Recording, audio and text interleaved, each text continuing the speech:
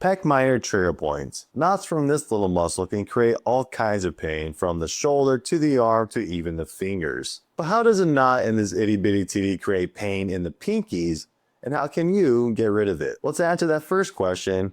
Your pinky and your chest is connected through the deep front arm line. This is known as one of your fascia lines. You see, when you have some kind of tension on one side of this fascia line, in this case, the pec minor with some trigger points, what ends up happening is the entire fascia line becomes affected and tight. Meaning, since there's a trigger point in the pec minor, it is now creating tension throughout the entire line, and you are now feeling that in your pinky. And the thing is, it may not always be just regular pain, right? It can also feel like nerve pain, which will get it confused with things like thoracic outlet syndrome or even carpal tunnel syndrome. Oh, and by the way, if you're not sure which one you have, then make sure to check out my free quiz that's going to tell you whether you have CTS, TOS, or maybe even both. Plus, it even comes with a simple guideline to quickly get rid of that pain so that you can get on with your day. The link for that is in the description below. It's absolutely free and only takes 2 minutes. Now, trigger points are notorious for creating referral pain, which is what we call that kind of pain when you feel it somewhere else, even though that knot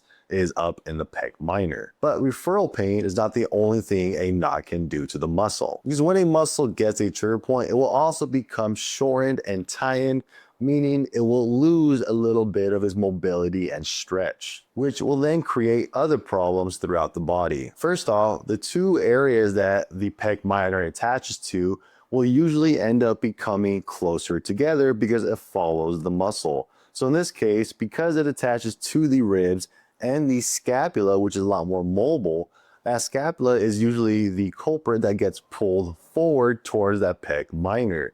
Now, what ends up happening there when that scapula gets pulled forward is the muscles on the back, like the rhomboids, get stretched out and weakened. This is a big reason why your doctors always start with exercise in the back, because they're trying to counter this pull. And because that muscle now lost its stretch, its mobility, right?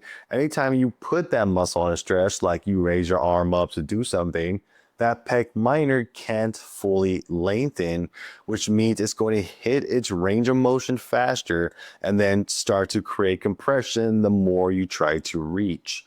So knots not only pull joints together, but they also make the muscle tighter, making it harder to stretch out, which creates compression and pain like thoracic outlet syndrome or even carpal tunnel syndrome. And then finally, when a muscle becomes shortened and tight and limits your mobility, you are now going to be engaging other muscles to make up that difference. So in this case, if I had to reach up and grab some cereal every single day, but I couldn't because I had limited range of motion now, what it's going to end up happening here is I'm going to end up flexing my back in order to reach higher.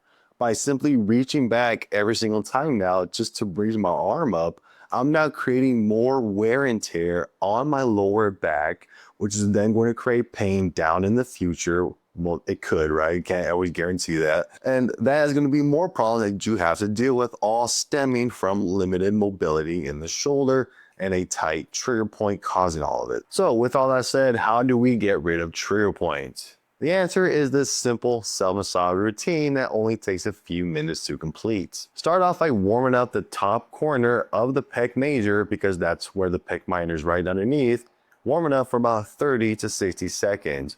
Now, when I say warm up, what I mean here is I want you to apply low to medium pressure on the muscle using either a foam roller or a 5-inch ball. But also I want you to look for the most tender spot that you can find within that top pocket area, because that right there is most likely a trigger point. Now from here, go ahead and do some micro movement on the most tender spot by simply going back and forth and side to side with your tool, applying a little more pressure. The idea here is that you want to apply enough pressure to create changes in the tissue, but not enough pressure to the point now you're kind of wincing, your muscle is tightening because it hurts too much. If you're at that stage, you need to bring it back a bit and get to that little safe zone. Enough to create change, but not enough to create pain. And then finally, go ahead and do one of my favorite techniques, a pin and stretch. Once again, pin down the most tender spot that you found within the muscle, but now take your arm through its full ranges of motion. I like to go up against the wall using a block and a ball here because this gives me a little bit of room to do a little bit of shoulder flexion, and then I can down pull it back and get a little bit of a stretch both up and down and to the side, basically everywhere your arm will allow you to move. Once again, do this one for 30 to 60 seconds. Now just remember, this is one of the muscles that can create not only chronic pain in your shoulders, arms, and fingers, it can also create thoracic outlet syndrome and even carpal tunnel syndrome pain.